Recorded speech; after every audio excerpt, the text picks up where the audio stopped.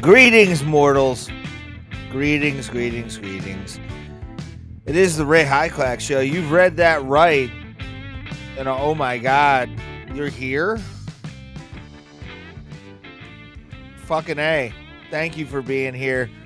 For the shortest hour of your life. That is right.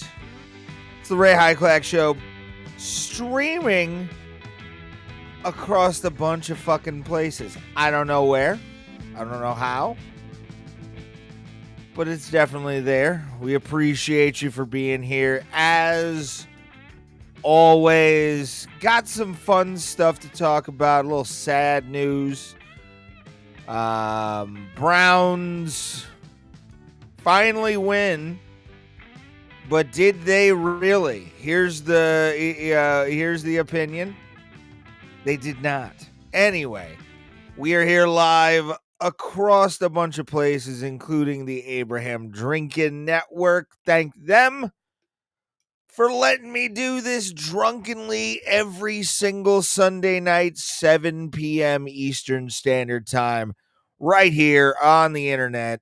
It's just the internet. I don't really give platform names because there's so many I can stream to now. So why the hell would I? So this show, if you like it, please heart it. Do all the things. Do all the social media things that you have to do. Like, share, follow, subscribe. Something there might be a reminder somewhere on the screen. You never know, brothers and sisters, because we are inclusive here. Haller and something. I don't know, guys. I've been drinking since I got home. Had a piss. What was that? That was something. Oh, that was my mouse. Ah, fuck. Well, first part of the show. There we are. Quick. I didn't have to do anything for it. We are here. This is the Hyclak show. I'm gonna fix that. I don't like that. It's the Hyclak show every single Sunday, 9 p.m. Eastern Standard Time, 6 p.m. Pacific, I guess. I don't know. I don't know where people watch in Australia, to be honest, but it's here. And the podcast is live. The shortest hour of your life that you will spend watching a live stream is this show. I want you to know that. But again, do what it says. Just this. That's all I need. Comments would be nice. Those are down below. They do pop up, so I'm able to read them live as they happen. And we are here to discuss bullshit, really. Biggest story of the day, Ace Frehley of Kiss died. We'll talk about that. We'll also look at the Tom Snyder interview from back in the day, of Ace being completely, like I am right now, kind of hammered, talking to Tom Snyder with the rest of Kiss. And you can tell if you go back, because I'm going to admit I liked Kiss as a kid. I got into them. They fit the pro wrestling motif. Shit. At one point, there was a wrestler named the Kiss Demon in WCW World Championship Wrestling. He never really went anywhere. I think he wrestles every once in a while if the payday's right, to be the Kiss Demon again, which is cool. I would hope Gene would at least let him use the gimmick to make a little bit of cash, 10% off of it. Why not? But no, yeah, man. Ace Frehley, one of the craziest guitar players ever caught on film. I need to adjust. I don't know why. Everything just sounds. Maybe if I just, maybe I'm deaf. I don't know. I like to hear myself as a monitor, and I don't know if the sound comes direct if I'm doing this, because like my OCD at this point is not taking over my life, but it's there, like enough where I have a decent work ethic. You know what I'm saying? And it's one of those kind of OCDs that's certain things hit and you have to do them a few times and then you're like, meh. And they're usually when I'm sober. That's the funny part. But yeah, Ace Frehley, again, you want to talk about one of the most prolific guitar players. He's up there. He's above Eddie Van Halen, in my opinion. Wes Borland, trying to think of guitar players. Alex Lifeson of Rush. Ace is above those guys. As long as they're not doing like math rock. Math rock's the one where you're just like, that's just too much like finger movement. And Ace in his prime could have probably done that shit and really got away with it. But like at the same time, um, you look at fraught with a lot of alcoholism, fraught with a lot of drug abuse.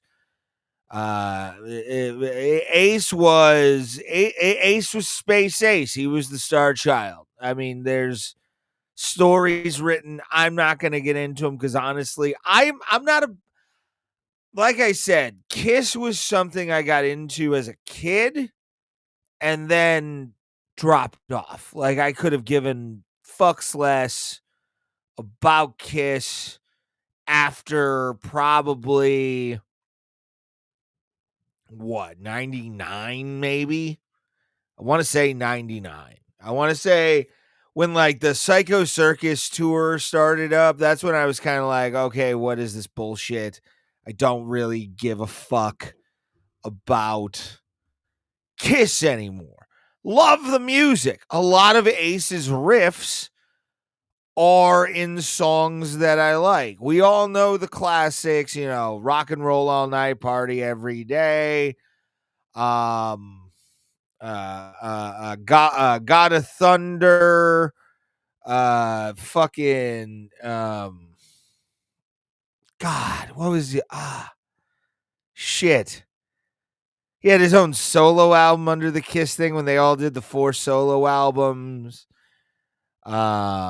Which I think one of them had Back in the New York Groove, which if you're an Opie and Anthony fan, you remember Jim Norton doing on the drums a really shitty rendition of Back in the New York Groove. I was actually, when I found out Ace Frehley had passed away, I went back into the Opie and Anthony fan archives on YouTube, a bunch of them, to find Jim Norton doing Back in the New York Groove on, I think, it wasn't like Trapped or Taproot, but it was something like that.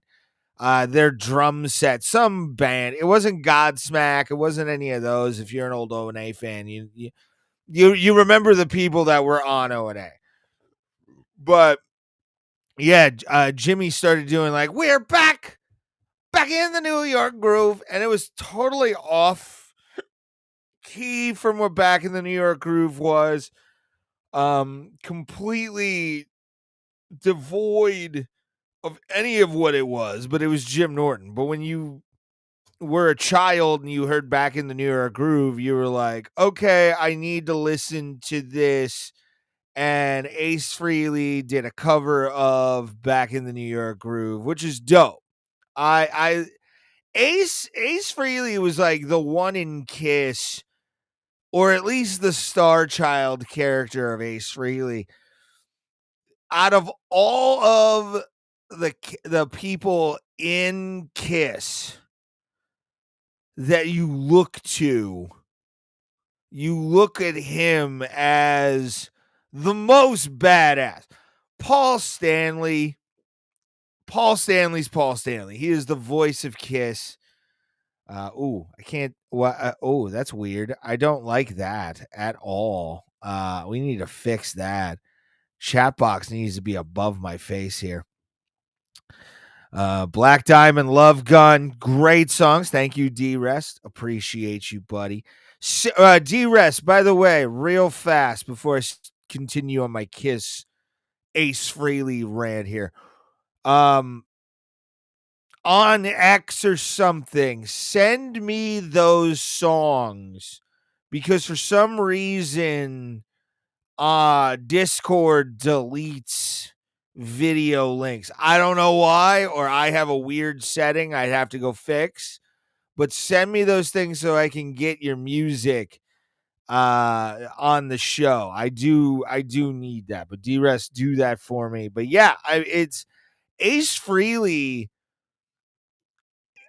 Outside of, like I said earlier, of all the characters of Kiss, I sort of gravitated to the Star Child character a lot more than somebody would have on like Gene Simmons or Paul Stanley.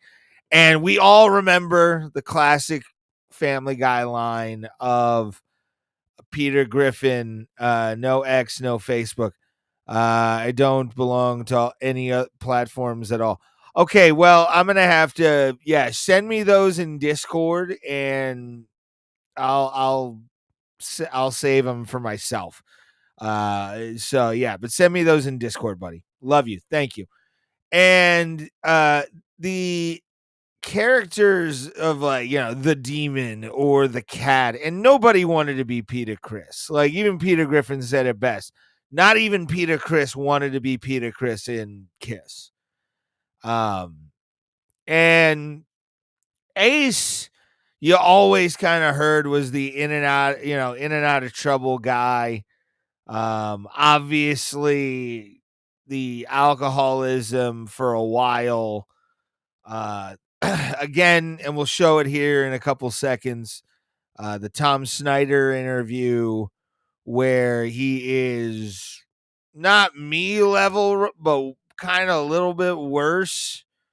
You can definitely tell if you've been around alcoholics enough, and maybe are one and can kind of look at the signs if you're, able to look in on yourself a little bit more, which I hope you do, because that kind of stuff works. And as I'm drinking right now, I can luckily say psychedelics help me to see the problems in my life, and then me go, I'll keep some of them. But Ace Frehley, some of the amazing guitar riffs that you would hear were from him in that band, bar none. The other guys that had replaced him, the younger guys, Ace or nothing, in my opinion, for if you're going to listen to definitive Kiss. It's the early years of Kiss when they were rocking the world and Gene Simmons was fucking 3 to 4 maids every day kind of thing. And, Ace was probably, taking acid in his room with Peter Criss. And it was, a good time. I kind of do want to show, I do want to show this. This is what happens when I drink, sadly.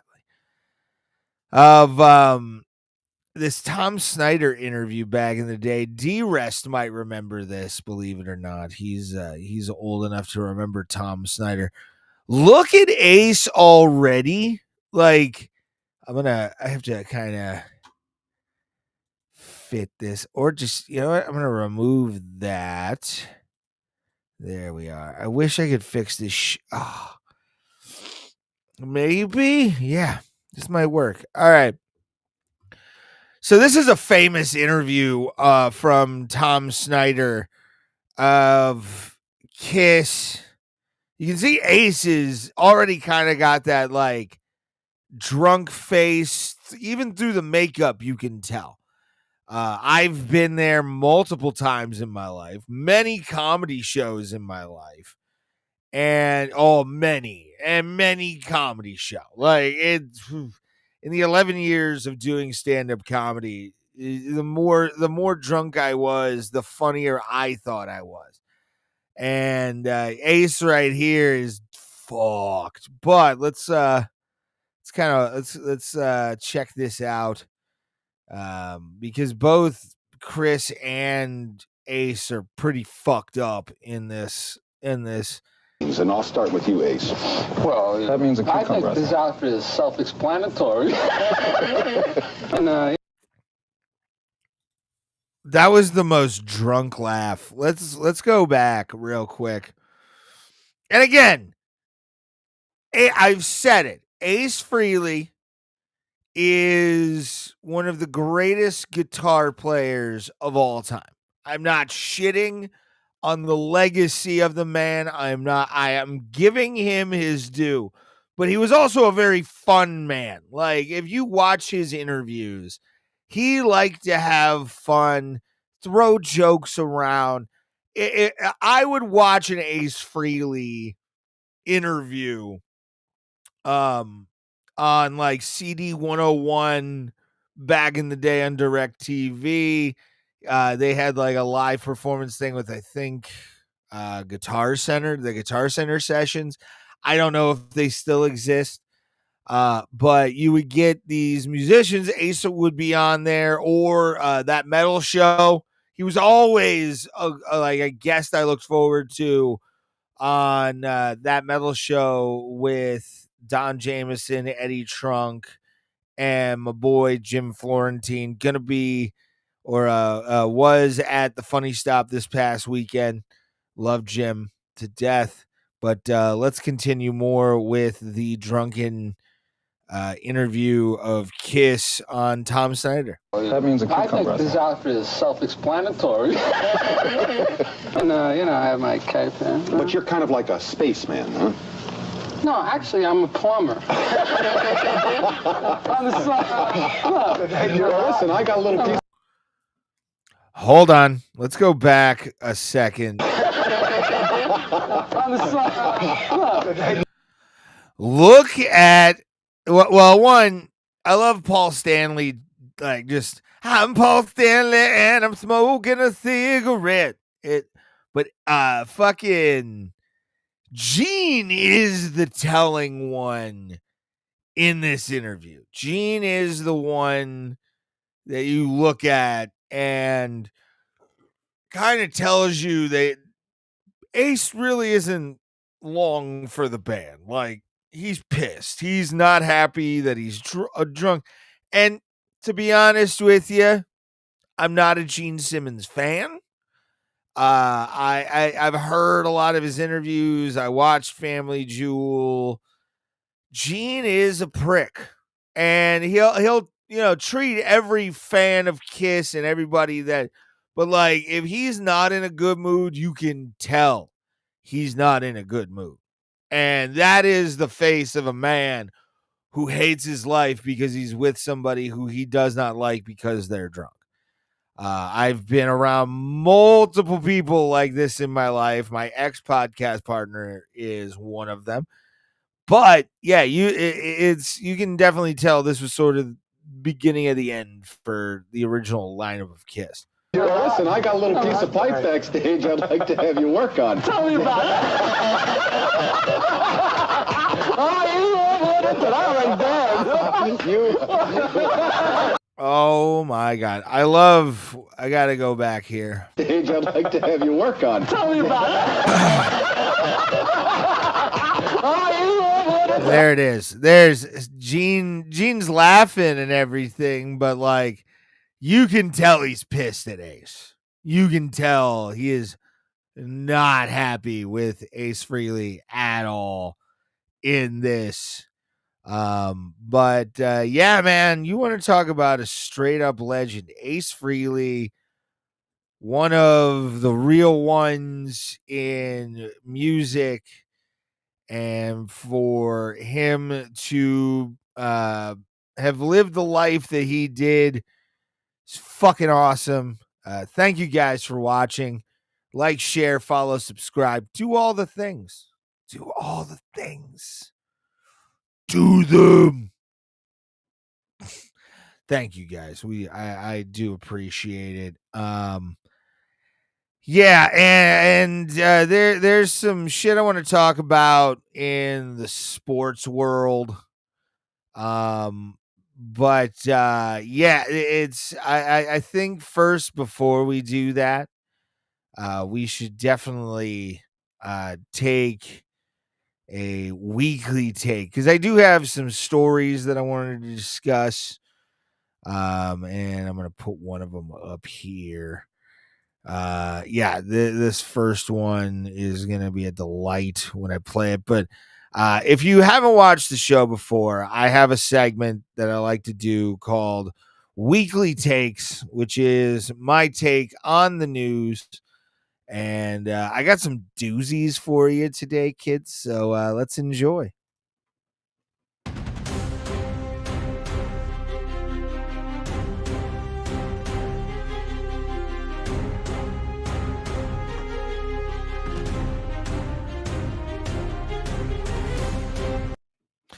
Weekly Takes, my news feed for you so you don't have to search.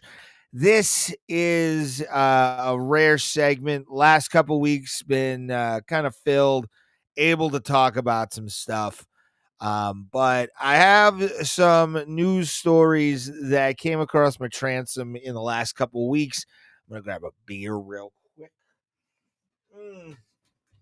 And got some one of my beers dropped. No, don't you hate it when your beers drop? It's my Gilbert Gottfried alcoholism impression. Enjoy, everybody.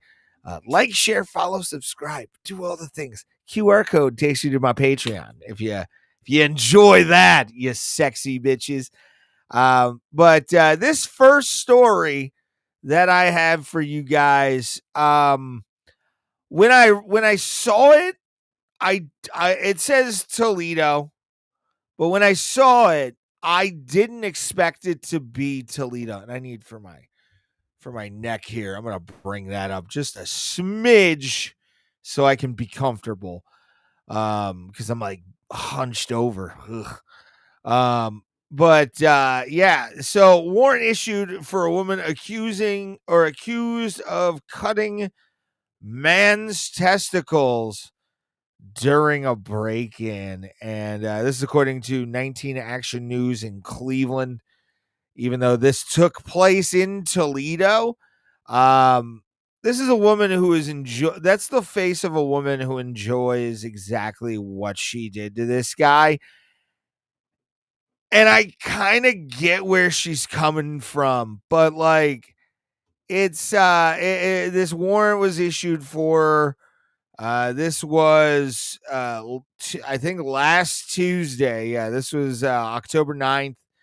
And it's Janita Hoppings, 45 years old, is charged with felonious assault and aggravated burglary. Records show Tuesday, Hoppings forcefully kicked open the door of a Toledo home of a man she knows, and the victim told investigators that he heard someone broke in, see who it was. He did not have on clothes at the time.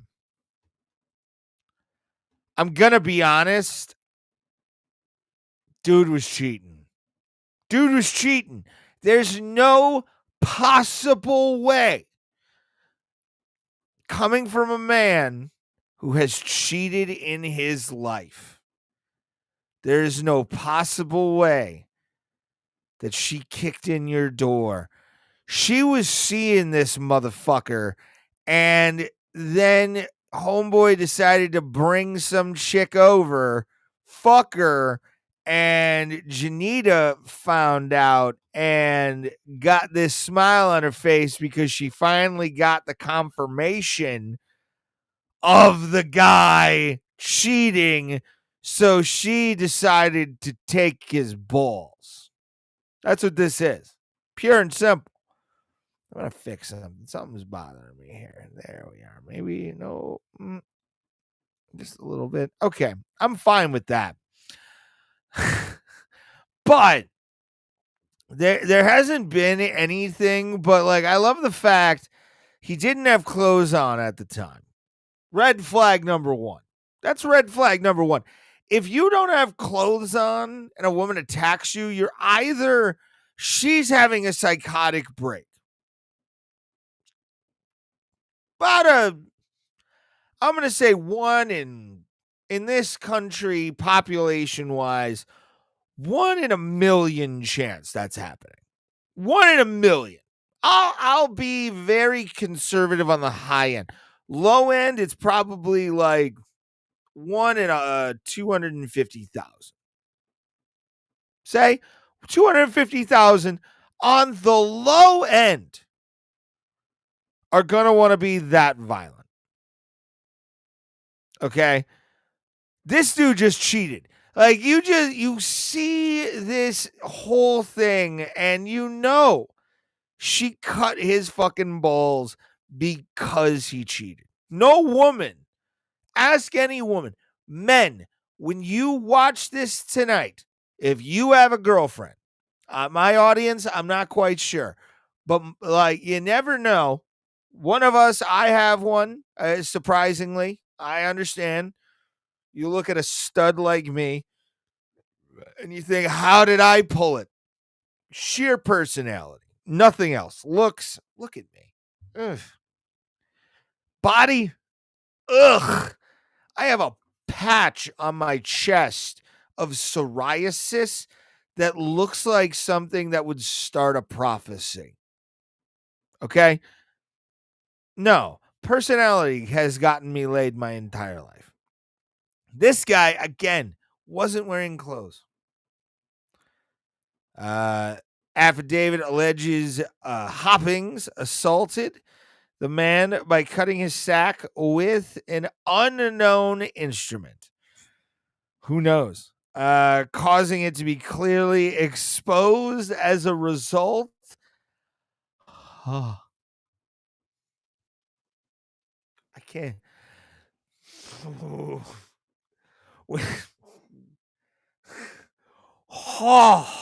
When you're a guy and you see the word laceration and you know it's because of in the sack, the first thing you do is think about yours and like the nausea and like screaming you would probably have in your body from this.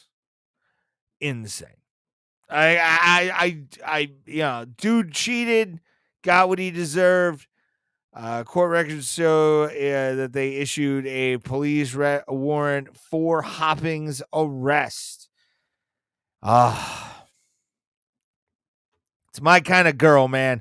Violent, but she understands why she's violent. You know, she gets that. You know, she got fucked around, and she's not really gonna take any kind of shit. And I'm for it. I'm for it, dude. Let's go.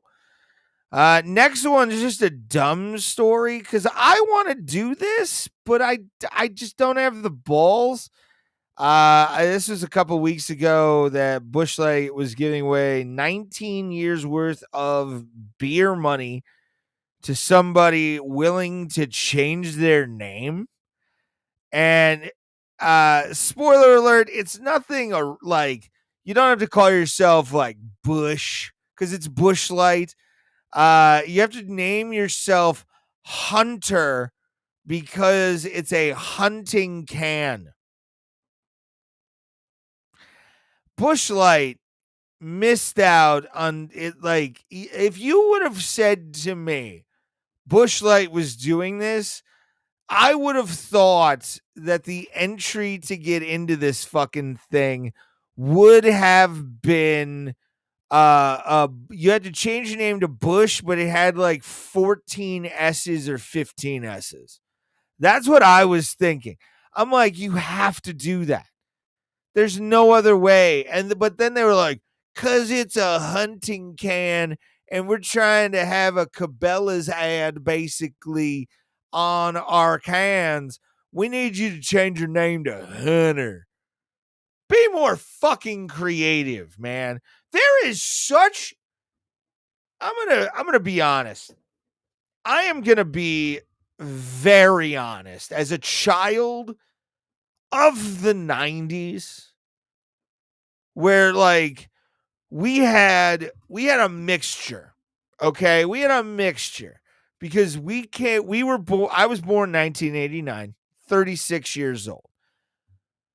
We were born in a time where our parents had access to like recording capability early on. Caveman recording shit by today's standard. It hurts me to say it, but like VHS tapes, all that kind of shit, man.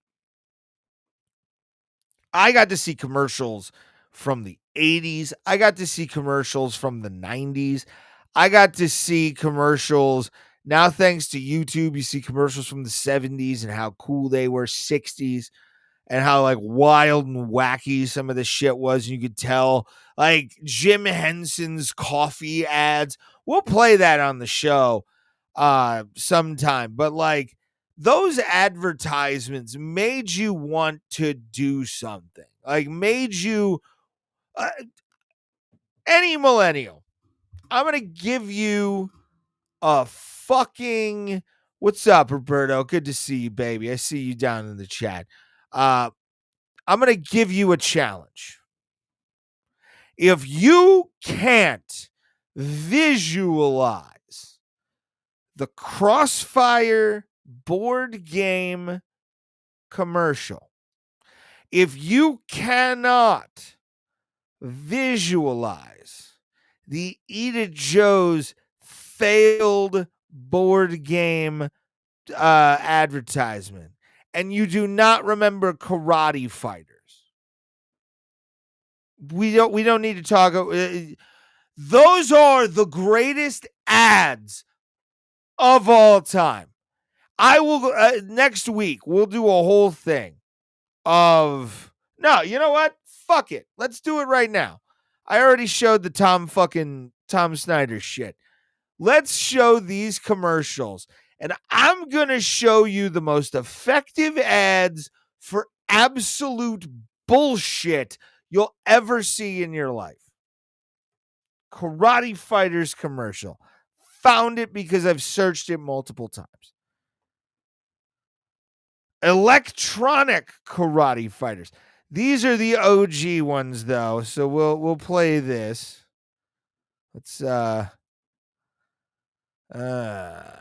share this tab instead. Boom. There's a place where only the strongest dare compete. Who are they? Karate Fighters. You control the action. Dragon Kick versus the Red Ninja. Thunderfoot versus Skull Crusher. This toy, if you remember Karate Fighters, you're an OG, and we love you for that in this show. If you remember Karate Fighters from when you were a kid, they were basically just like the new Rock'em Sock'em robots. That's what they were. But like one leg moved, the other leg was like stuck to a fucking post. And when you moved like a thing, I was born in 85. You remember this though, Hearns. Like you understand the amount of people and children that wanted this. That reminded me of Pit Fighter. That's what this was kind of based off of. This toy, I had Karate Fighters. WWE advertised karate fighters, and my father bought them for me because I begged him. I wanted karate fighters. This ad is one of the most successful bullshit toy ads of all time. We'll get to what these fucking things look like in the ad. Let's watch this. This is Milton Bradley, by the way. You control every punch, every kick. No. Hold on. Let's go back. You control every punch. This was the apparati that these karate fighters. I had this one. I think I was like 7 when I finally got Karate Fighters. I think I was too young because Karate Fighters came out in 95, I want to say. But like, look at the primitive by today's standard toy. There it is.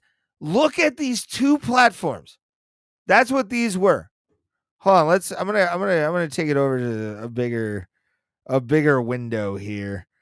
And I gotta fix that. I don't like this at all, kids. Oh no. Oh, this messes up my whole scenery. No, I have to like get rid of this chat. That sucks. Fix this. All right, boom. Maybe. Follow the white rabbit. Click the QR code, you bastards. I'm just going to put that up here. And then put that right there. Maybe. Yep. I'm so glad this is just episode 6, kids. This is why we do this. Let's watch some more Karate Fighters. No rules, no referee, no holds barred. Just full contact karate action. Look, and this was like the platforms. These two things right here. And you would just basically hold these handles for dear life and then twist a knob at the ass end of the karate fighter, and that was the toy. This fucking toy was everywhere, dog. Everywhere. Let's continue. The man left standing rules. Yes! Each set comes with 2 karate fighters. Get your hands on the action. That was everywhere in the 2000s. Everywhere. I'm telling you, fucking everywhere. Then obviously we have to play the one. I want to do this one. Eat at Ralph's commercial. I don't know if you guys remember this one. This was the 80s version. I don't 94 commercial. Because I had Eat at Ralph's as like as a toy. And fuck. Do I have Hey Ralph, want my burger and fries? Oh yeah. Want my pizza and tacos? Oh yeah. Did you eat too? This was high entertainment back in the 90s, by the way, kids. If you don't know about Eat at Ralph's, then I don't know what to tell you. Oh yeah. Eat at Ralph's. Oh yeah. You know it's so much fun. What I love about Eat at Ralph's is it's a board game. It's really, podcasters like Dave Smith or Tim Dillon want to talk about a proper snapshot of America. What is America? What is America? I am going to give you right now, real fast, again, the start of Eat at Ralph's, Milton Bradley. Hey Ralph, want my burger and fries? Oh yeah. Ralph is a fat man who is somehow a magic billboard on a diner. Okay? Diners, One of the most American things you can possibly do and possibly have in your life. We've all been to a diner, everybody, whether it be Waffle House, IHOP, if you're really trashy, right down to a city diner in New York or Denver, or you're having an omelet somewhere. Okay? This is 1995. Okay? Look at this just dashing boy, Ralph, the husky, somehow fry cook, but looks like John Candy with anime eyes. It looks like John Candy in Astro Boy form, but he just eats because he loves to eat. This is America. Watch the rest. Tacos? Oh, yeah. Did you eat too much? The most American statement ever said in anything. Hold on. Let's play it again. Too much? Whoop, wait. Let me back it up. Did you eat too much? Oh, yeah.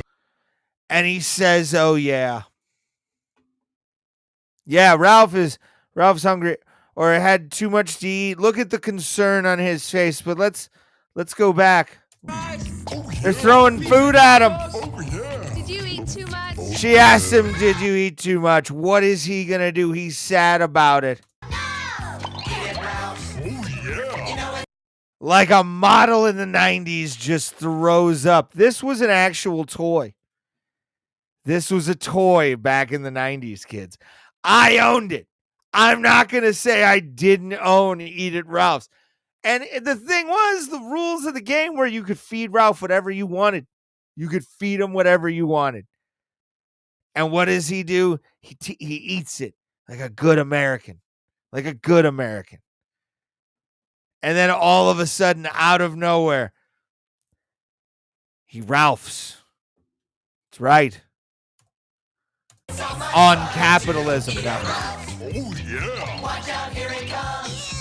They created a game based off of just eating so much food. So much food that a billboard throws it up. Oh, yeah. It's Eat at Ralph's. First to feed Ralph all their food wins, but be careful because you never know. You would get dealt cards, and if you actually fed him all your things, you were the winner of the game. That was the whole thing. Oh, yeah. It's so much fun to eat at Ralph's. Oh, yeah. Watch out, here it comes. Eat at Ralph's. Oh, yeah. Nuts. And why is Denver cold sore medical Ralph. commercial on my thing? I'll have to look up that for sure. And then the final commercial I do want to show, since we got off on this, because honestly, Browns winning. I mean, they beat Miami. That's like it's like getting a C when you should have gotten at least a D. You know that. And they blew them out, which they should have. Dan Soder's homeboy does not do good. And then I'll finish the show talking about the Jeff Hatrix stuff because I do want to end the show on that. I feel like I should. But obviously, the last one I definitely want to show is the Crossfire commercial. Like, you would have thought this game, until you played it, was fucking epic. You would have thought you were going into like fucking Thunderdome watching this ad.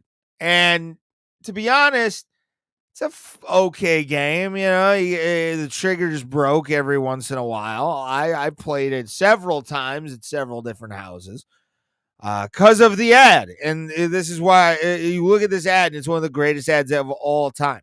It's sometime in the future. The ultimate challenge. Crossfire. Crossfire. You can conquer Crossfire.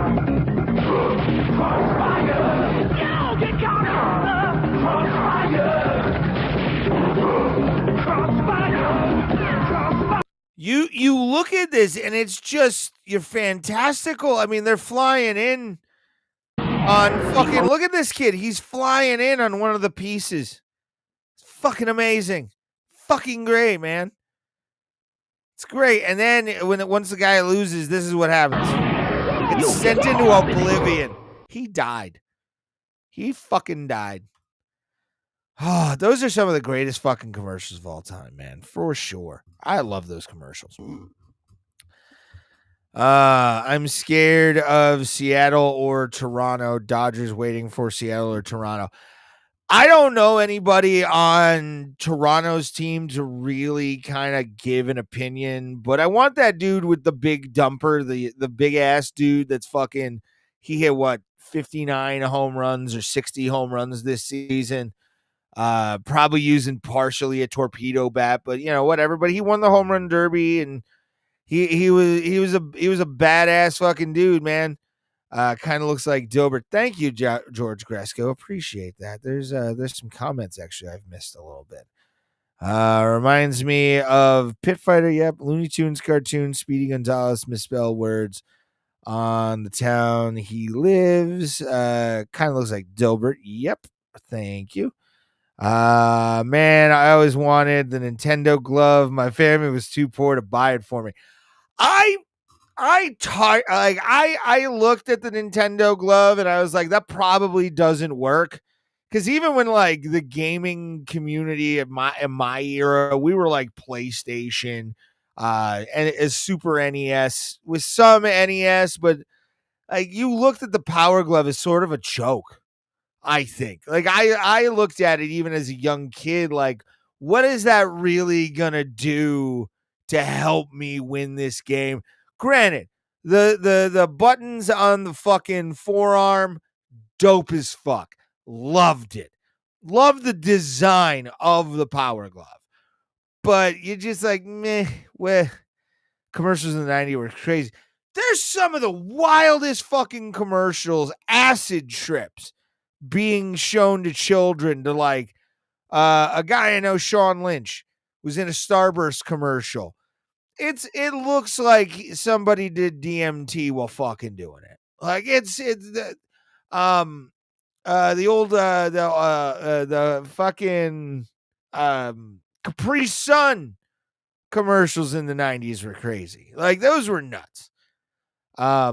So you look at 90s commercials and you're like, they really were like peak mind control. If you want to talk about fucking MK Ultra and all that shit now, look at 90s toy commercials and tell me they weren't trying to control our brains. I'm convinced of it almost. I'm convinced.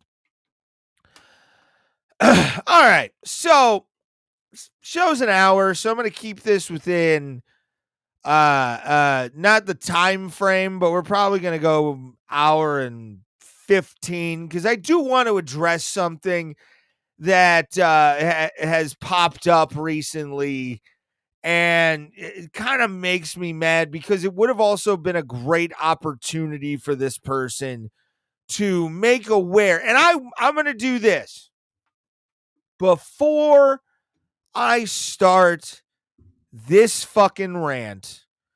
I want to encourage you, if you are a massive, and I am one, I am a big Mushroomhead fan. Have been since 6th grade when Double X dropped, which was an amalgamation of Super Buick and the Mushroomhead EPs to create this album for their debut. One of the greatest metal bands of all time, mask-wise. They have always had their own unique style, always been horror themed. And I'm going to say this real quick. If you are a Mushroomhead fan, go to Jeffrey Hatrix's Patreon. Go subscribe to his Patreon.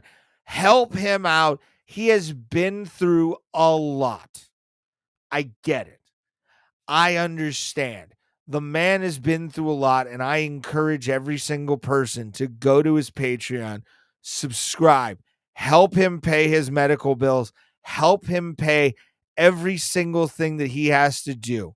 Join the Q&A that he's making you pay. Do it.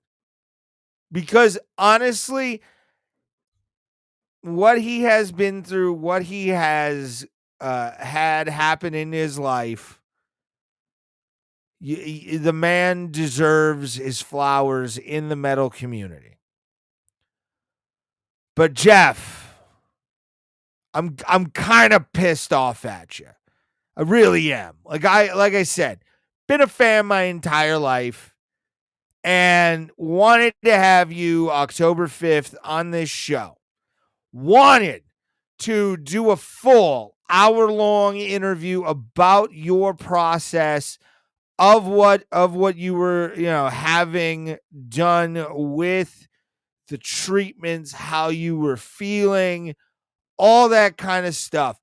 You wouldn't have had to leave the fucking house at all, my friend. At all. All you would have had to do is accept a link. And what did you do? You ghosted me. You didn't even send me. And that's going to be another little point here on this rant.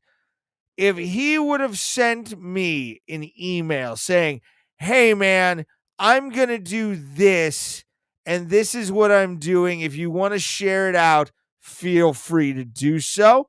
Would have done it in a heartbeat. But the fact that I just got nothing from him is sort of shit. I'm not going to lie, dude. Like, I feel kind of slighted. I feel kind of like, what the fuck? I came to you as I emailed you as a fan and as somebody who has spent his whole life branded myself with your logo in tattoo form. And you just ghost me. Like, that's the unprofessional part. I wouldn't be really pissy if he would have sent me an email and said, hey, man, I'm doing this on my Patreon. Could you give me a shout out? I would have done it. I would have done it in a fucking heartbeat. I'm still going to encourage people. Go subscribe to Jeffrey Hatrix's Patreon to help him out. Get him where he needs to go. He is putting out new music as we speak. I will not be paying my money to that Patreon or supporting him in any other way outside of maybe a share from now on because of the fact that he just like ghosted me and then started selling off Q&As. I came to him. Not gonna lie. As we speak, the rapper Juice WRLD is doing a concert somewhere in this country. The guy that did the I Hope the Worst, I haven't heard of his music, but I'll check it out. Do it. Go check out Jeffrey Hatrix's music. I am not going to say don't do it because it's a dick move, but I'm going to call out what happened in this situation. Because I love that band. I love what he has stood for as an artist. He has lived his life the way he should. But again, dude, a fucking email would have been nice to tell me to go fuck myself instead of telling me and giving my fucking hopes up on one of the biggest interviews of my life. One of the biggest interviews of my life that I was looking forward to.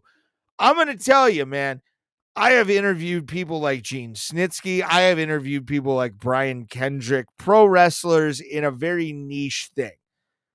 But to have been able to have interviewed a man in Jeffrey Hatrix that I loved, cherished, I still listen to his music. I'm not going to be I'm not going to listen to his music. Fuck that. Mushroomhead is one of the greatest fucking metal bands of all time, and he's part of that history. I am going to acknowledge that fully. But to just not get a response is kind of shit, dude. I'm not going to lie. It's just a shit thing. It's one of, like, J-Man at least left me on red. I'll give J-Man his fucking credit. J-Man left me on red. Waylon, I have not heard from him. I got an auto response. You emailed me back. You said yes, and then ghosted me, and then all of a sudden put Q&A on your second and third level fucking Patreon to fucking sell a Q&A about Mushroomhead. I'm not going to pay that, man. If you say yes to me, I'm not paying you a single dime for an interview. No offense.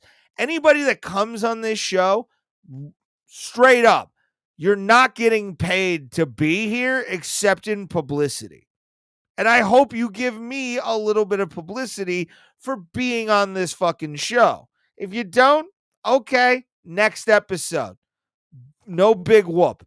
But again, it's just the fact that he left me on fucking red. As I get older, I saw the Devils work in the city. Well, oof, you live out in L.A., Roberto. This dude lives in Cleveland. Like, this is different. Like, I'm not expecting, I just was expecting a response instead of no response, which is what I got. I thought that was kind of shit.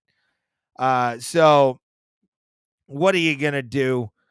I guess don't put your heroes out there, but don't email your heroes, I guess is what the thing is.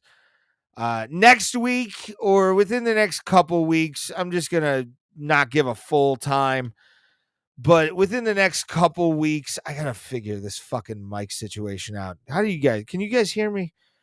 I can't, I think I'm on. I don't know.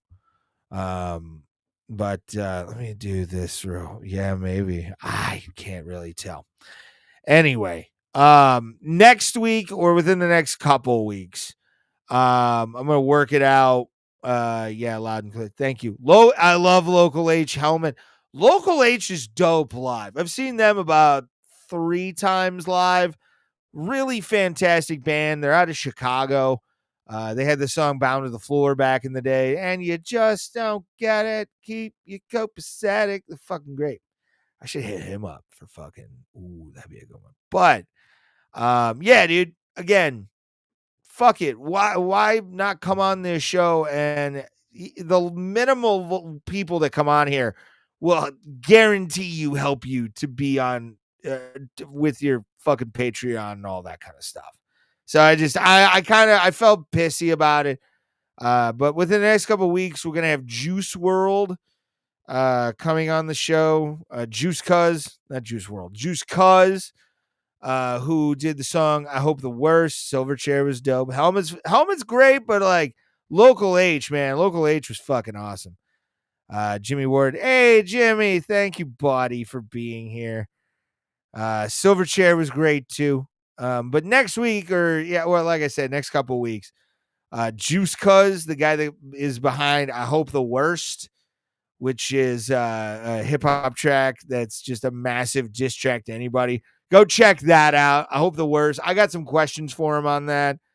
And definitely excited for that. But I wanted to end the show just on that fucking little rant about Jeffrey Nothing kind of just ghosting the fucking show and not really giving me a response. It just pissed me off a little bit. I've had that happen to me a few times. Mark Hunt, he was just busy. He got back to me. The Pride Lady, Lenny Hart, she no-showed my old podcast, and I really haven't forgiven her since. And this is the one that was kind of like, fuck you, man. Like, what the fuck? Was Jeffrey Nothing from Mushroomhead. But what are you gonna do? I guess don't meet your heroes. I would say just meet your heroes if you really want to, but who knows? All right, kids, I think it's time to go. If you want to join me, go to @ScallyBandit on YouTube. It's my gaming channel. I'm gonna go live for a little bit and go play some skate live, go do some lines, go pull off some insane stuff. I'm going to play the music right now. as we pull into the outro of the show. Chino Moreno was a scumbag when I met him. Oh, that sucks. But we're done for the night. Appreciate it. Yeah, I know what you're talking about. That sucks. But appreciate all of you for being here. You're sexy as shit. And we are here every single Sunday at 9 p.m. Eastern Standard Time. Make sure to stick in the chat, stick around, hit the notification bell to see when I go live every single Sunday, 9 p.m. Eastern Standard Time. Go over to Scally Bandit on YouTube, and I'm going to be playing some video games here in a second. But as always, no matter where you're at in life, no matter where you're at on the socio-economic scale,